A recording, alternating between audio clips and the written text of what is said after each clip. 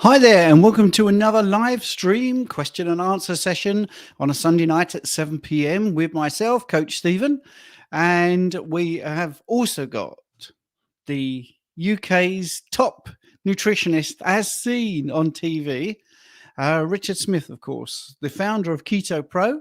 And we shall let him into the studio, shall we? I think we will. Good evening, Richard. Good evening. Thank you very much. Very loud there, which is good for me because I can't hear very well.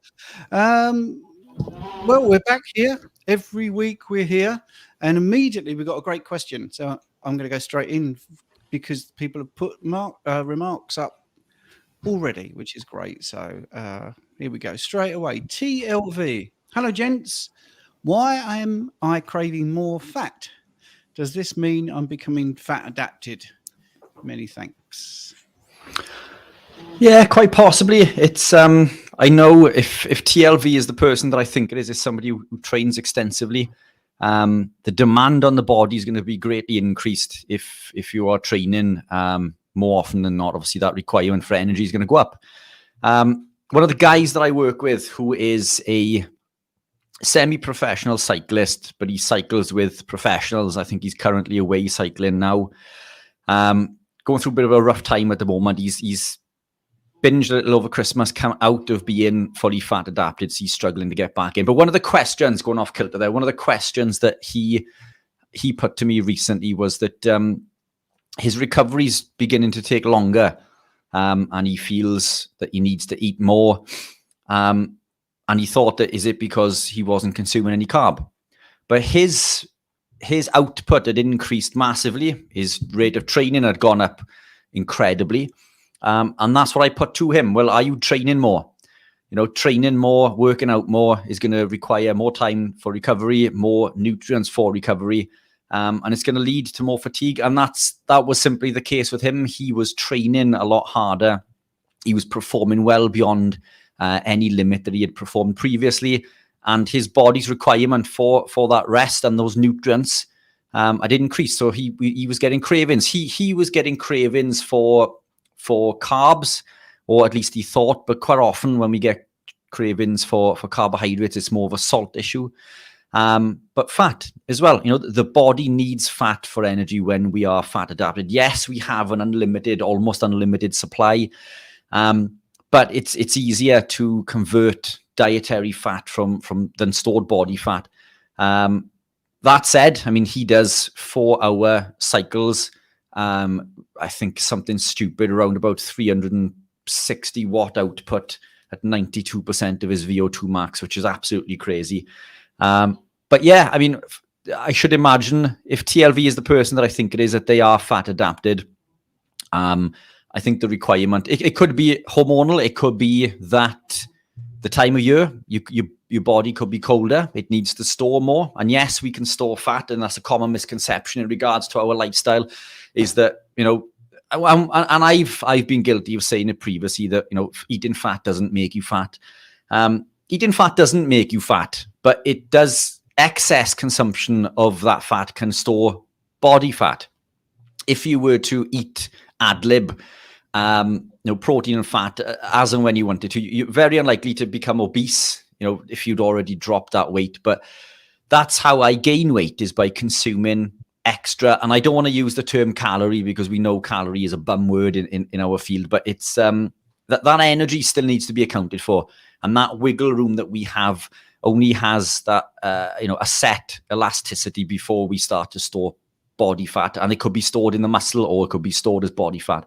But I find if I'm becoming unwell, and a topic we did cover on the Team GB talk on Tuesday was, you know, if we do become unwell, then the body uses cholesterol to fight off viruses and infections. So our requirement maybe for more fat may go up. You know, it could be a subconscious mechanism within the body that tells us that we need to replace that.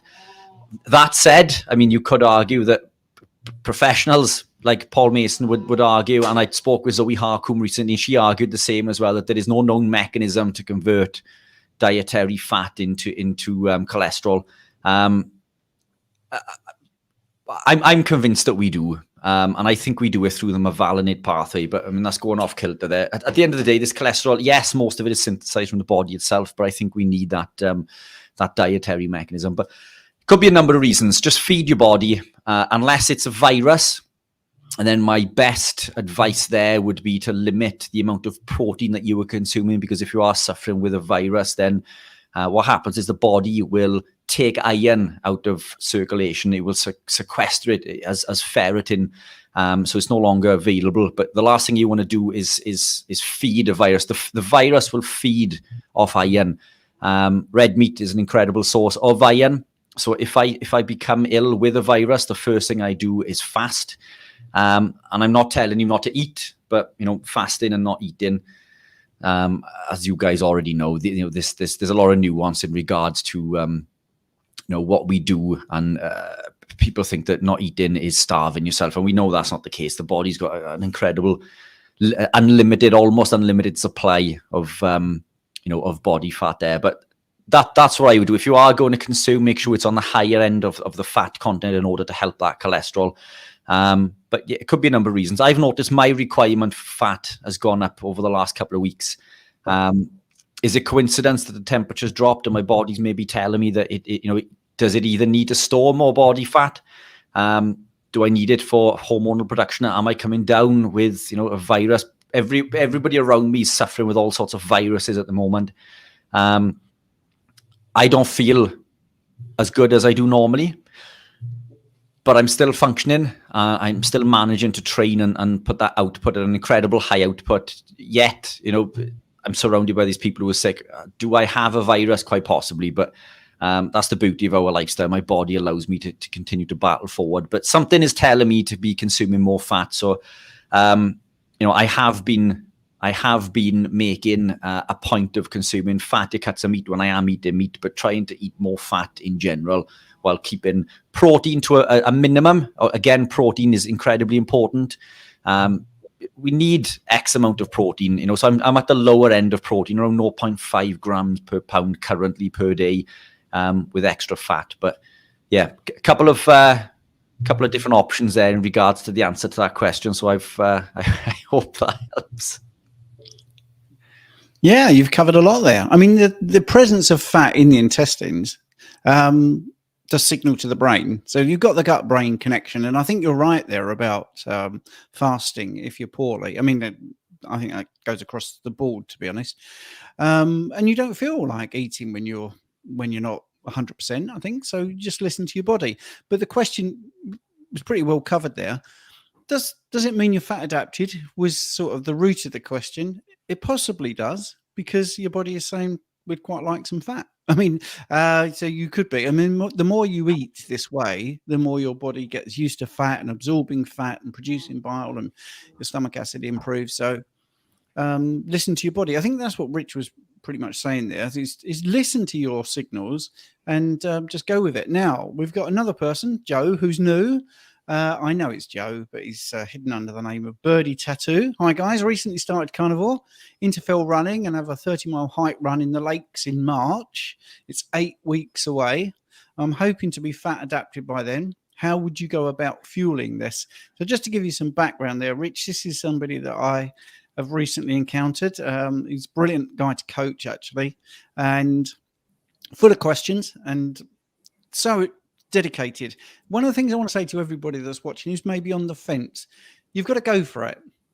Don't be wishy-washy. Don't think, well, I'm going to do it 5 days out of 7 or something like that. You've got to go for it. Now, you can either go for it by jumping all in, or you can have this like graduated approach where, like we do in Fat Club, you do week by week different things.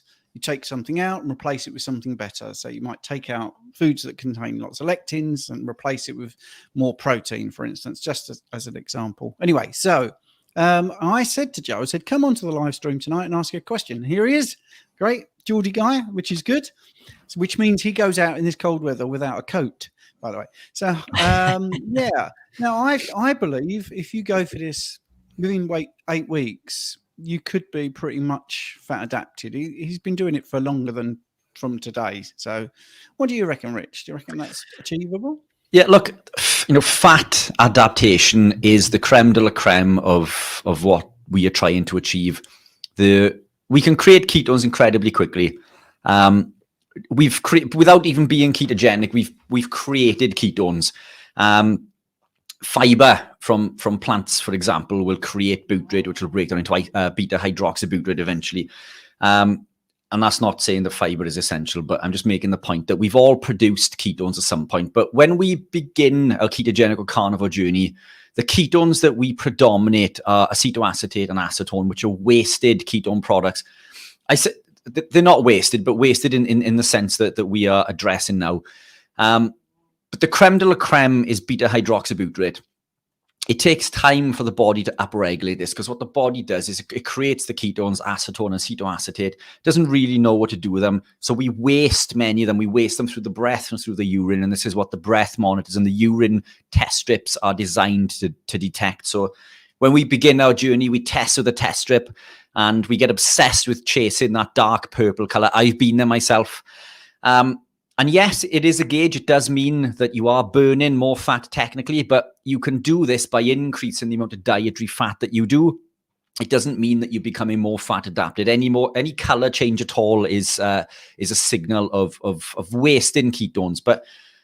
And that's fantastic. But this is the gateway basically to becoming ketogenic. You're going to confer lots of benefits, but it does take a while to become adapted. And during that journey, the first few weeks is where most people will fall off the wagon. One, because of keto flu, but two, for someone who trains, they are going to notice a massive impact in their body's ability to put that output, give that output. If you're lifting weights, you're going to be lifting a lot less. If you're a sprinter, your times are going to be slower. If you're a long distance runner, you're going to feel more fatigued. And this is a natural process. The body or a typical body is geared up for burning sugar. And it's not our natural state, but we've become accustomed to this over a lifetime of what better word, of abuse. We've been consuming lots of carbohydrate based on the glucose, and we become glucose burners. We're sugar burners. Every part of the body is geared up for this. The body makes these adjustments in order to maximize its ability to process this product. But we decide to become ketogenic or carnivore, and then we are basically restricting this compound, and we're telling our bodies to become adapted. Why isn't it working? I've started keto or carnivore. My energy is poor. I was going to say something else. We're struggling with concentration. My weights have gone down. I can't all of these things, and it's because the body's adapting. So there is an adaptation period. This adaptation period is different for everybody. I dare say it probably took me a good 6 months to 12 months to become fully adapted. Now, that said, I have seen people adapt in as quick as 12 weeks. So if you've already been on the journey, then there is a good chance. But it doesn't mean that you're fully adapted even after that 12-week period. The adaptation process still continues on after that. But it becomes... The question is, are you going to become adapted enough in order to perform at the level that you want? Now, if you are an experienced runner, or anyone who trains for that matter, at a high intensity, now, even though probably a lot of your running is going to be zone 2, I've got no doubt that you are doing sort of threshold and tempo work. That is one of the best ways to upregulate the monocarboxylate transporters. The monocarboxylate transporters, or MCTs, not to be confused with MCT oil, is how we process the fat to use for fuel, and through the carnitine shuttle, and through a number of enzymes within the muscle that allow us to maximize the ability to perform at a high level and indeed function. So this isn't for someone who is an athlete. This is for everybody. But in my experience, because an athlete would train at that level quite often, and the zone 2 running, which is the fat burning zone. So basically, in essence, a carbohydrate athlete is taking carbohydrate, but you're training your body to burn fat, which when you think about what those words that I've just said, it doesn't make any sense. You take carbohydrate and then you go on a zone 2 run to train your body to burn fat. The whole system is back to front, and I don't understand why other athletes are not seeing this. It's plain and simple. The science and evidence is there, but they've been blinded by the sugar companies and so on and so forth. But basically, this process of training in zone 2, which is a low heart rate zone where you teach your body to burn on or rely on body fat. The fact that you've been doing that would suggest that if you've been on the journey for the last couple of weeks, you may be able to upregulate those systems in time. I think it'll be tight. And what I would suggest is not breaking the routine that you're on now. Continue pushing forward and look at this event as a test, a gauge, if you like, and from that you can move forward and see and compare future performances. There is a chance. You could fuel for this. So I mean, you're already geared up for fat burning if you've been training in zone 2. But think of fat refeeding in the same way that you would with carbs. So we consume carbohydrates. Carbohydrates break down to glucose. Glucose is stored in the muscle and liver as glycogen. And then we believe that this is what gives us energy. But it isn't.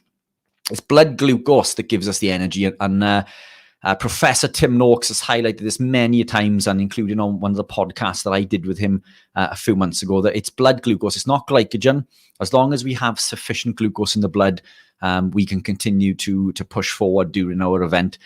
But in the terms of glycogen, that glycogen is then converted into glucose. So I see the correlation there, but the fact is you don't need any, because the body is capable of producing that amount of glucose naturally through gluconeogenesis. But think of it the same way. So instead of carb loading, we want a fat refeed, we want a fat load. So I consume the day before an event. I try not to eat 12 to 16 hours before doing an event. I want to be as light as I can on my feet. So I don't want food in transit. I want to make sure that I've been to the toilet, in the morning and as light on my feet as I can. So I will fat feed the day before, but at least 12 to 16 hours before the event. And I'll do it using fats that are hard at room temperature, saturated fats that are not going to leave the body quickly. Things like, I wouldn't fat feed on MCT. MCT oil is fantastic. I produce it. I'm a big advocate of it, but it isn't gonna help you with this in regards to storing fat, because MCT doesn't store. Omega-3s are very difficult to store in the body, so this isn't going to fill the intracellular myolipids either. So you want to think about the saturated fats. Electrolytes, again, that was a topic of controversy last week. Say what you will, electrolytes are essential for life. If you are training to a higher intensity and for long periods of time, we're going to need electrolytes in some form or another. So make sure you're getting plenty of salts in. And then there's exogenous ketones, the route you could go down. You could look at exogenous ketones. This will override that upregulation process. So if you're not fully fat adapted, you can benefit considerably from the utilization of exogenous beta hydroxybutyrate through supplement form. And even a carbohydrate athlete who is not fat adapted or keto can benefit from using these. And this is why the Tour de France winning team Jumbo-Visma used them. And in a statement after the Tour de France, they were asked if they do use them. They can't lie, because obviously it's there in black and white in what they are consuming. But they did say that they didn't think it makes a difference. To which people have come back to me and said, well, they said it didn't make a difference. Well, if a compound you were consuming is making a difference, you're not going to tell the rest of your competitors. So read into that what you will, but that's the compound that I'm using now. I use exogenous ketones for them. I think it fires up my brain. As I say, I haven't been too sharp over the last couple of days. I've been surrounded by people who have been suffering with viruses, one beginning with C in particular. And I wasn't feeling too sharp coming onto the call today. So this beta hydroxybutyrate has allowed me to flood my brain with all the energy that it needs in order to answer these very, very good questions. But I hope that answers the question. Yeah, I think issue, Joe. I did say to Joe that Rich would give you a full answer because he's into the supplements as you design and distribute them. But that's not the only reason, because you're an athlete and also you've reversed your health. So I just thought it was worth him hearing that. I think you see, this is what I was saying about transitioning. Some people go all in, and I really get a lot of faith in how he's approaching it, that it will be, 100% going for it. And I think that for some people with the right personality traits, that can really boost things. I'm not advising that, by the way, because some people do need a graduated sort of slide into it after 8 weeks, removing stuff every week. But that's great. And Rich, no one would know that you weren't feeling great, because that's 2 questions and you've been on fire, mate. So yeah, that's good.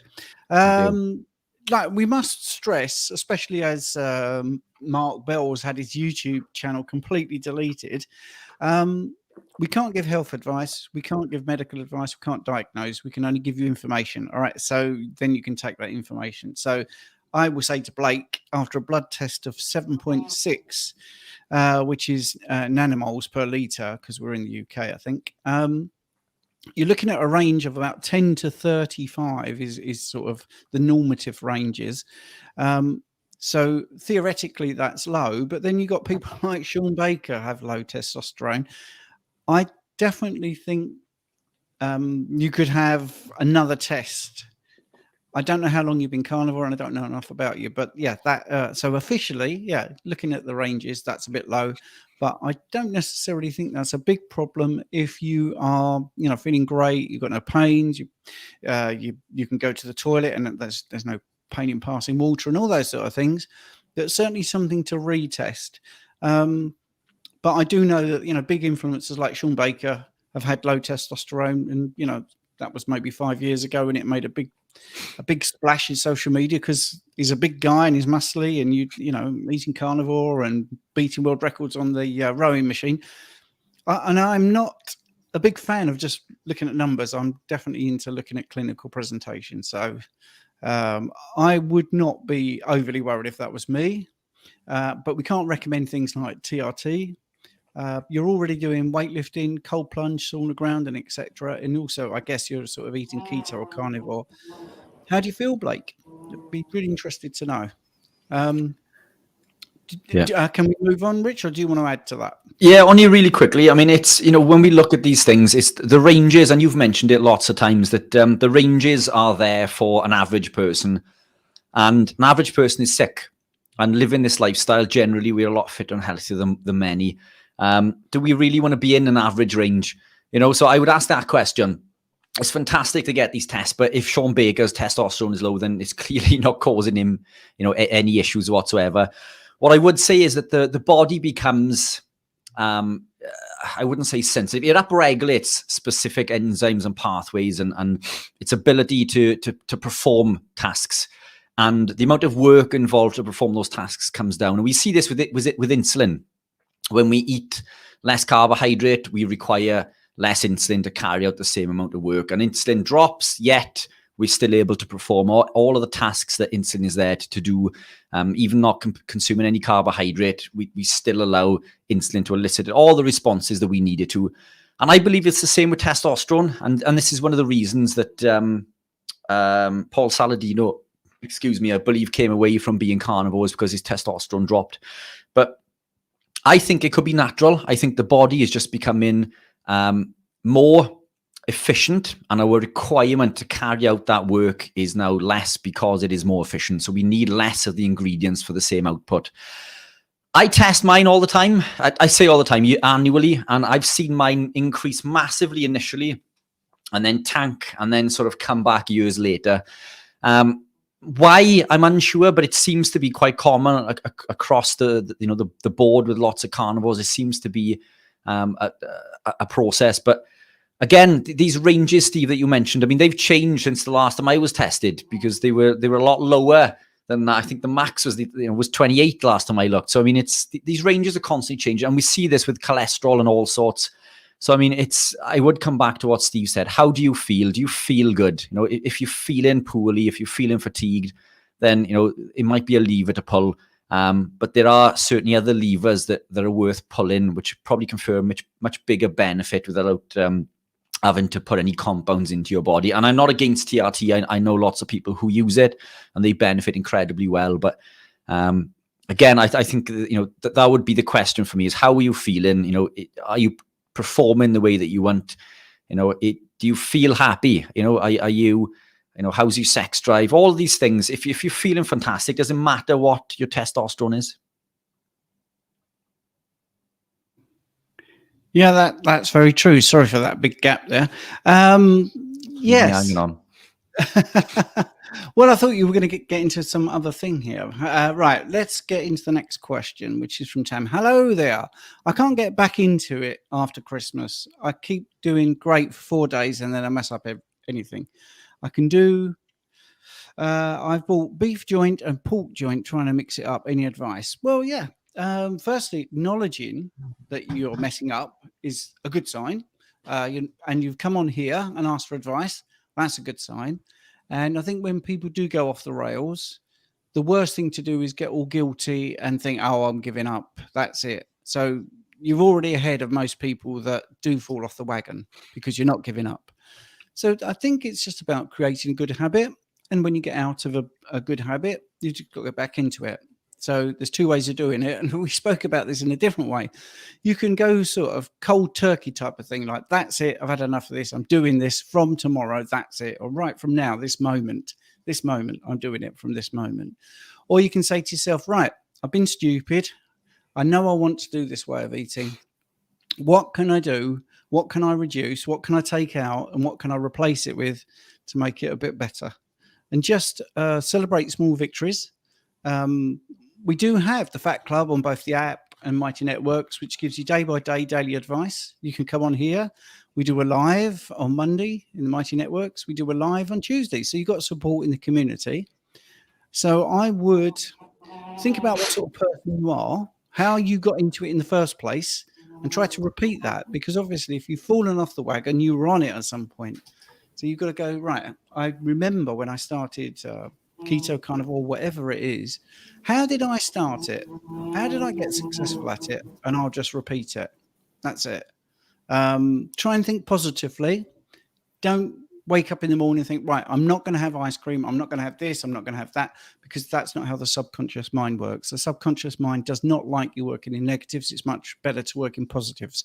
So think to yourself, I'm going to have meat today. I'm going to have lamb today. I'm going to have lots of nice beef today. I'm going to have poultry. I'm going to have fish. I'm going to have eggs. You see, and immediately you're flooding your brain with all these nice things to eat. And talk to yourself in your head or out loud or to your partner. Get some support from somebody. And tell them what you're doing. Become accountable. You know, I give my WhatsApp out to everybody that wants a bit of accountability. You could WhatsApp me every single day with pictures of your food and be accountable. You know, there's so many different ways to approach it.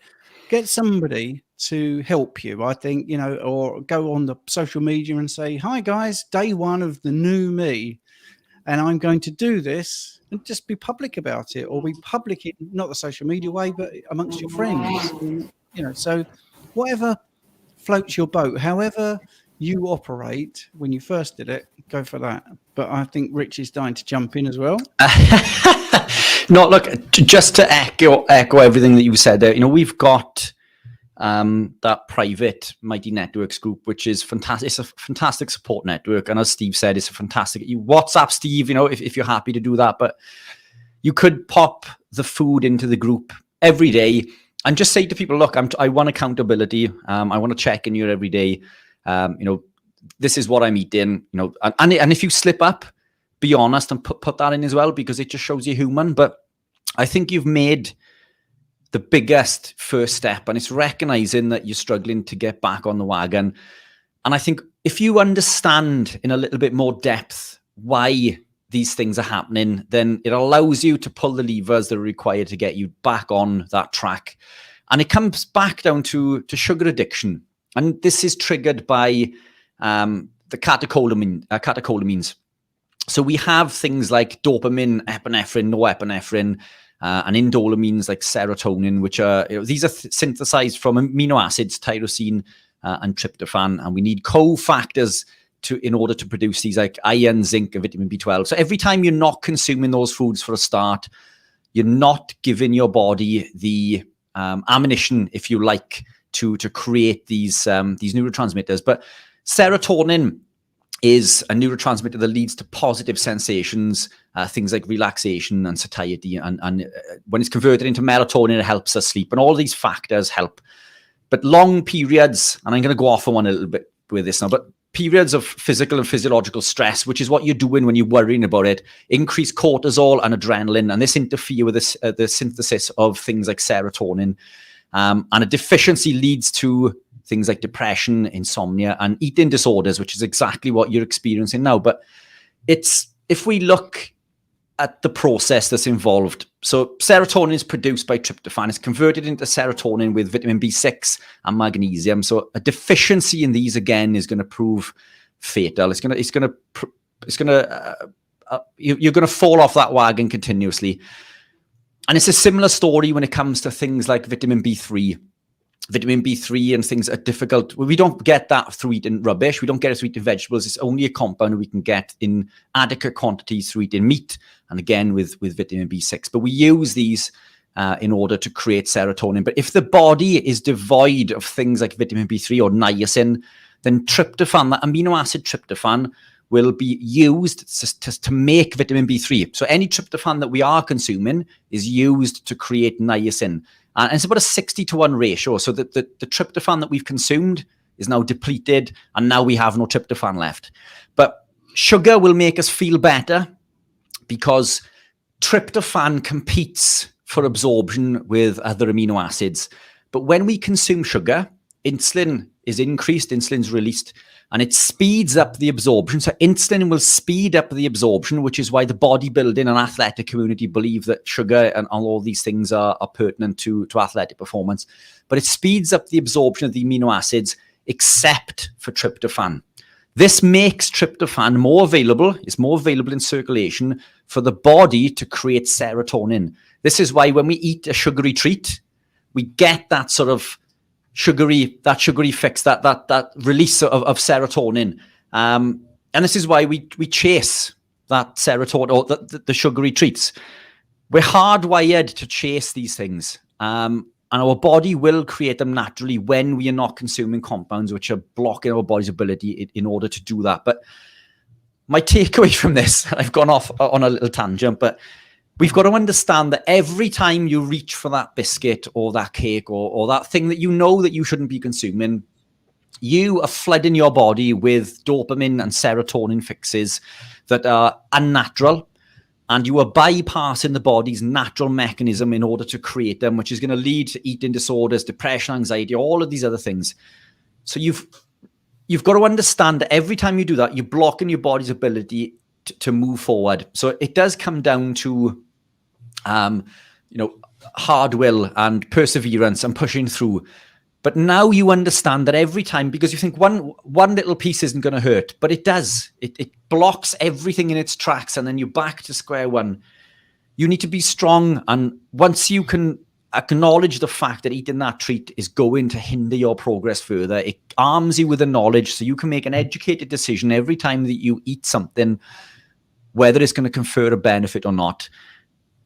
And that's what I would put forward, is now you understand that every time you eat that food, it isn't just, or it's not a food, is it? It's the not food. Every time you eat that not food, that treat, to give you that serotonin and dopamine fix, you're preventing your body's ability to create it naturally. So you need to persevere. Go and feed up on a nice juicy steak. Eat a lump of cheese. Get some eggs. Make an omelette. If you feel hungry after, I dare say go back and stuff your face with things like olives. And I know this is a carnivore-based channel, but this is all about, step change and incremental change, whatever works for you. But it's all about getting these fats and proteins in, signaling your body to get back on track and allowing you to leave those sugary treats behind. But that's what I would put forward. My long-winded answer to combating those sugary treats and getting back on the wagon. Yeah, you see, you're on fire, mate. You are on fire. So no one would know that you were feeling down. So BHB has possibly worked for you. But yeah, I just feel, Tam, just use the support network that you can. Use the network. Use it. Yeah, use whatever you can. This is where things like Facebook are good. This is where our Mighty Networks is good. You can have some banter and you get, I hate the expression, but it's like a safe space. People aren't going to judge you. They will give you the answers that you want to hear, but also some tough love as well. Yeah, and they'll tell you what they really think, which is good, but you know it's coming from a place that's supportive rather than trying to be derogatory. And right, so Tam, hope that's helpful. And it's really sad to see that, because obviously you've been on here a few times. It's a nice Welsh name, and we want you to do well. Right, Meat-tastic. I'm not going to do me bad impressions, because someone told me off today. I've had a blood test at the doc's. My cholesterol is high, as expected. HDL was 3.1, LDL 5.7, triglycerides 0.5. Is this okay? Doc isn't happy, but I've told him I'm not concerned. Beeping awesome. Fantastic. Triglycerides are 0.5 or lower. I mean, anything under 0.1 is pretty good. 1, 0.75, 0.5 is fantastic. HDL high, 3.5, fantastic. And LDL is high. That to me is an amazing profile, and I would be super pleased with that. In fact, I'd be disappointed that my overall wasn't in the double figures, and every time it drops into single, I'm super disappointed. But there we are. And I just seen something to put a smirk on my face when you were talking, that I wasn't laughing at what you were saying. I wasn't taking the mix. Someone said, Nick S said, new drinking game. Every time Rich says conferring a benefit, you take a shot. Yes. Oh dear, yeah. Or my two penneth. That's the other one. There's a few in there. Right. Phil W. Hi, Phil. Good to have you here.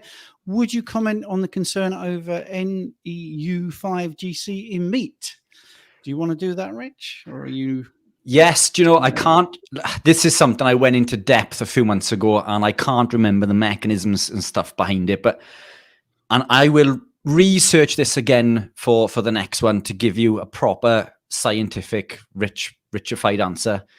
But no, is the long and the short. I can't remember. Yeah, fantastic. If you can remember, all it is it's a negatively charged sort of monosaccharide. It's something that plays a role in life processes. Is actually used in the medical and food industries. So that straight away should make you think, well, hang on a minute, I thought it was dangerous. And you know, what do they use it for? Intestinal antibacterials, antivirals, antioxidant agents, food ingredients. So it's used in that. So I would firstly think, well, you know, if it's that problematic, why would it be used in all these things? That's the first thing. Phil, I know Phil very well, and he's not easily duped. And I think, you know, I'm appealing to his common sense. Normally, you know, if something's dangerous, I don't think it would find its way into many medical things, and it certainly wouldn't find not necessarily find its way into most food products. But let's put it this way: the mainstream doesn't seem to really think it's that bad. So yeah, it's just a 9-carbon sugar chain. That's it, and it's negatively charged. I think Bart K's done a good takedown of it, definitely, and I know Rich, if he's done some research, will be able to come up with that research next week, I think, and bring it in. So I don't know if that helps or not. What do you think? Do you think that was enough, Rich, or do you think I should? Yeah, I think it's something we can look at. The answer you've given is fantastic. It's I think we could really rip it apart at a later date. But we see this across the board with, you know, when it comes to eating meat, the methionine to glycine ratio pops up, TAMO pops up constantly. All of these things, when you look into them, they are nothing but poorly based research, which has been constructed in such a way to make you think that the compound you're eating is bad for you, when in fact things like TMAO is based in lots of products. In fact, it's high in vegetables, but they don't tell you that. They just tell you that it's produced in red meat, and so on and so forth. But I mean, we can go into that in a lot more detail if we've got more time later on as well. But there's we see it across the board, don't we, with all of these things when it comes to eating red meats, and they are simply laughable when you look into the research and easily broken down. I knew you would have done studies in it, Rich, to be honest. Anyway, so Heidi, let's have some bit of positivity. Heidi, howdy. Heidi. Right. Wasn't there a TV program in the UK like that? I'm trying to get back on track after the holidays. I'm a train wreck. All right. Well, you know, let's be honest. We've covered that, I think. So there's two like-minded people on here wanting to get back on it. So maybe you could both go onto the Mighty Networks, which is there's links in the description, or there will be after the show's finished. I don't put all the links in before. I tell people what's going to happen, and then after the show, go back to the description. There'll be a link there. What would be considered an optimal level of folate on the carnivore diet? Mine is always at the low end. B12 is at the top end. Would it be advisable to eat some liver? So do you want to do the liver question first, Rich? Yeah, liver is probably the most nutrient-dense food on the planet. You don't need an awful lot, and there are people who consume lots and lots of liver. There would be arguments against doing so, which could be the copper content or the retinol content. But again, these are all up for debate. But we're looking at reasons then to come away from things that confer massive benefit. Take a shot. So liver is fantastic, but you can also get folate from eggs. So if you're not one for liver, eggs is an incredibly high source of folate. I don't think it's a problem being on the lower end, unless it's causing issues. But it's vitamin B12 is high. That seems to cause a lot more problems with people than folate or B9. But eggs, and I know some people within the community are not big lovers of eggs, but they can, and I got to be careful I don't say that again. They can give a benefit. Yeah, eggs is a fantastic source. We certainly don't need to eat vegetables for it. Liver is fantastic, but I don't consume it every day. I probably consume top end 500 grams a week of liver, but I don't do it in one go. Chop it up into pieces and have a little bit every couple of days.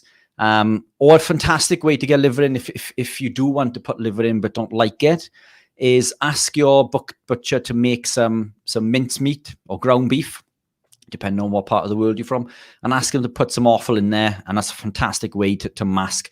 In fact, the butcher that I'm working with now, that is available on the link in my link tree, they supply quality Welsh meats, and they're all grass-fed, grass-finished, and I've been working with them over the last couple of days on making burgers that contain offal. And they were absolutely stunning. So I tried them over the last couple of days. They're not available yet, but they will be available over the next week or two. Perfect ways. I just pan-fried 2 of those and ate them. And you couldn't taste any of the liver or anything else in there for that matter. So if you do want to disguise, then minced beef from the butcher or ground beef with some offal or burgers are a fantastic way to get that in. Yeah, that's good. Now, the reason I said you go first is because I wanted to just say about the optimal ranges. I didn't want to bring the conversation down to something that everyone has heard. So I want to give you some practical advice first. But when you talk about optimal ranges, the ranges that you are suggested when you're a phlebotomist are not optimal ranges. They are normative ranges. That means that's what the normal person giving blood would expect to see, which is not optimal, by the way. Very rarely is it optimal. So it's about clinical presentation. You treat the person, not the numbers. The numbers give you a little clue if there's something wrong, and you can go down and make a differential diagnosis. So this isn't talking about you individually. It's talking about your question, which is about what's optimal. So I can give you the normal ranges. So in nanograms per milliliter, that's 2.7 to 17. And I had to do a quick calculation because there's the Americans watching. So in nanomoles per liter, it's 6.2 to 38.52. That's why it sounds like it's been done on a calculator. So I wouldn't worry so much about what is the optimal level for other people. I would say, what's the optimal level for me? Now, going back to Sean Baker as an example, he's got low, pejorative term there. It's a semantic argument maybe, but is it low? I mean, it seems to be pretty adequate for him. If he can break a world record and look as good as he is and be as fit as he is and not have a day off sick, then who's to say it's low? Who's to say that is actually not like his optimal range? And if it was higher, maybe it'd be worse. So that's all I was going to say. I do like the fact that you can get folate from eggs. It's such a simple answer on on carnivore. Right. Right. Now then, Blake has got a question here. Like we said last week, we're not here to push supplements. We're here to answer questions. And some of the things are about salt and all this sort of stuff. But Blake is asking, will Keto Pro salted caramel bars ruin my life? I have one a day or every other day. That and coffee are my cheats that I really enjoy. I think Rich may have put heroin inside them. No, I appreciate that. They are absolutely stunning. Again, this is a segue product. They're not, if you're a strict carnivore, then you wouldn't eat them. They don't contain an awful lot of plant compounds, but they do contain, this. In fact, we've removed the stevia from in the salted caramel and chocolate orange. We now use glycerol, which is a sweet fat. So they're sweetener free. There's no erythritol or stevia in them, but they do contain cocoa and almonds. The almonds we use are lectin free because we removed the husk. So in my opinion, they are, the healthiest sort of low carb ketogenic bar on the market with the lowest carb content as well per 50 gram bar.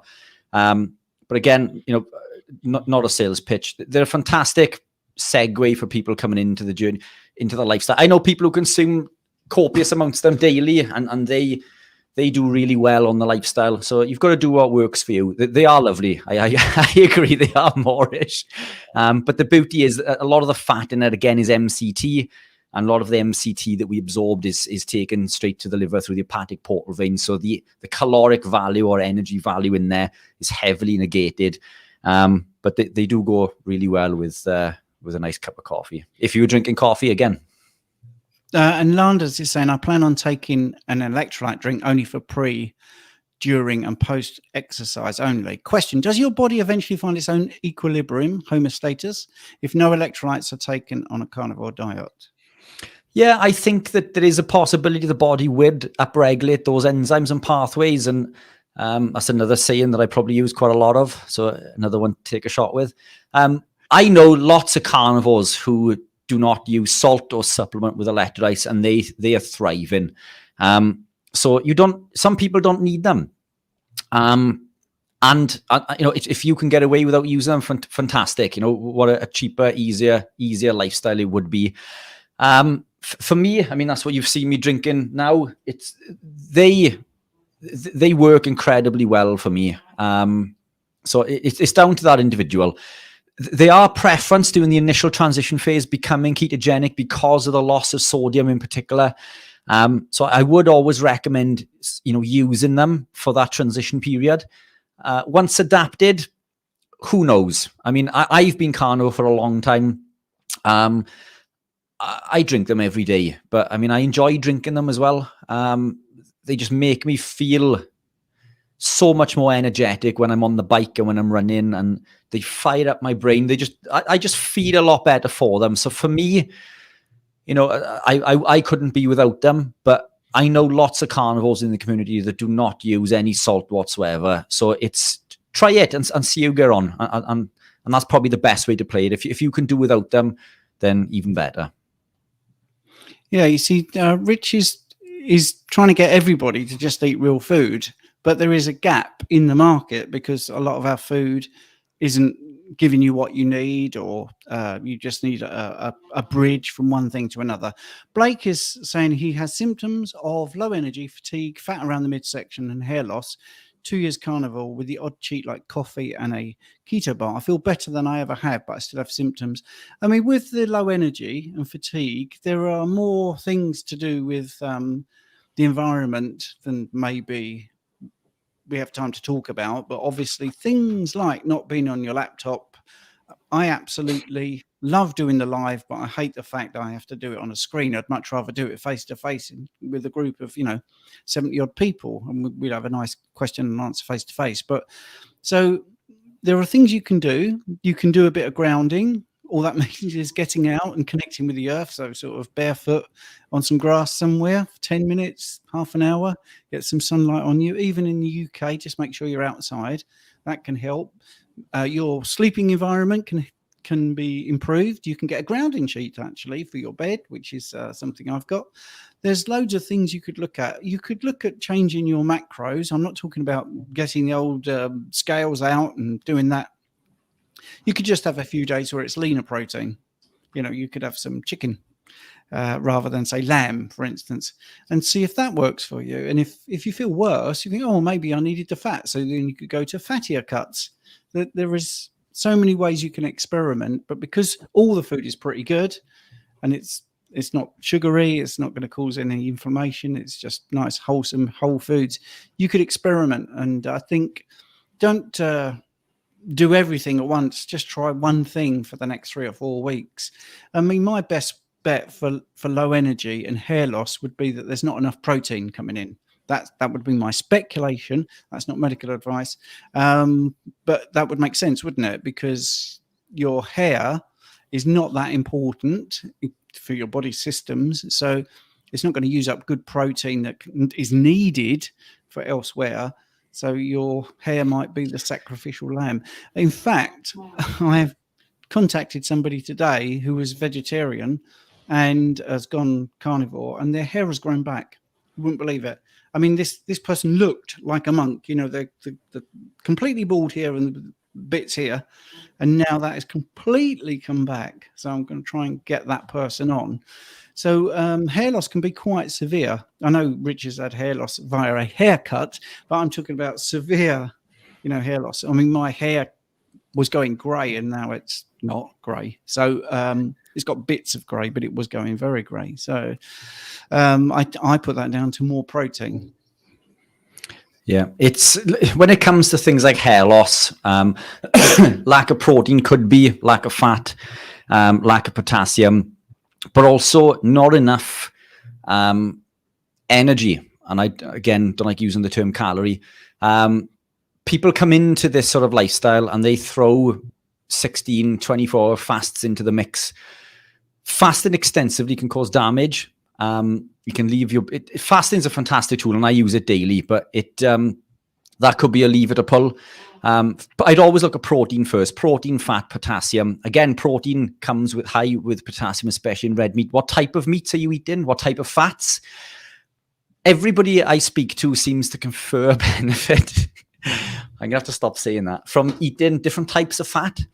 Now, with me, it's more of a saturated fat. Other people that I know seem to do better off things like coconut oil and MCTs.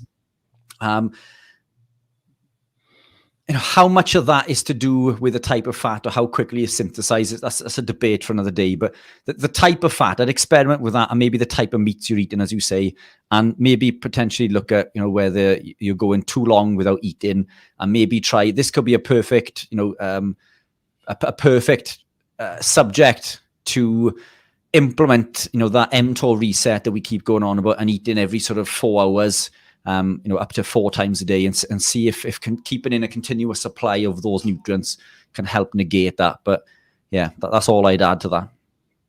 That's brilliant. Now, a few people asking for links. So I have put links to the Mighty Networks in the chat.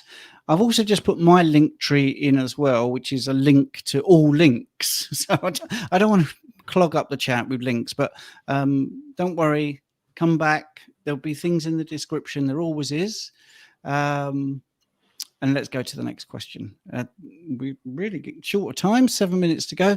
So yes, Heidi, my Facebook would be in my link tree, which I put in there. And then I can give, if you contact me or you put a comment on here, Rich or I can message you. Right, Cammy is saying, you also say in regards to a lot. Making me conscious. Right. There's only so many things that you can say in so many ways, isn't there? I have to think of some new ones. Yeah, so Blake's just going back to the folate question. Regarding the folate question, I eat wild venison liver weekly and my folate is through the roof. Fantastic. It was actually too high in a recent blood test. So yeah, too high. You see, this is it. Was it too high? And Landers is saying about Stephen did a podcast interviewing Rebecca, certainly one I would recommend watching. A phrase she used that might help those that are sitting on the keto carnivore fence. Rebecca said, "You have to be ready." That's it, and that's true. Also, that one which is titled "Carb Loading is Nonsense." For those that are interested in endurance, that is an excellent podcast, not because of me, but because of Rebecca. And she also, thanks to Rich, actually, met Sean Sacco, who's an endurance cyclist, and she's, spoken to him a few times. So there we go. Right. Oh, look at this. We've got Rick in here, multitasking, trying to get rid of trash on this rare good weather day. I just had to mention him because he's been 40 years a carnivore. 40 years. Right. I'm looking for more questions here. Question. Here we go. Right. 5 minutes to go. Drax of the North. Lion diet, 14 days, experiencing heartburn and reflux late at night. Getting up and eating a beef patty helps, but I'm not hungry and would prefer not to eat. Previously ketovore, 2 years. What would you say, Rich? Sorry, could you put that back up? I was reading the questions on the side. Sorry. Yeah, sorry. The Lion diet for 14 days, experiencing heartburn and reflux late at night. Getting up and eating beef patty helps, but I'm not hungry and would prefer not to eat.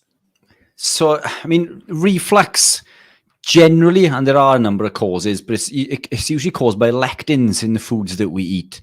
What I would question is what sort of meats. So, I mean, I know Lion diet is predominantly beef.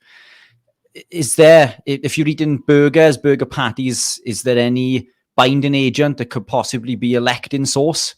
The lectins, they bind to the cells in the gut, and they cause the release of histamine, which leads to acid reflux and heartburn. In my experience, lectins are the biggest cause. Alcohol can also cause it, but obviously, I'm guessing you're not doing that. Coffee, are you consuming any coffee? I mean, that could be a contributing factor, but generally it's a hidden binding agent or something that's coated on the meat that could be causing an issue. I've very rarely seen any issues with someone on a Lion.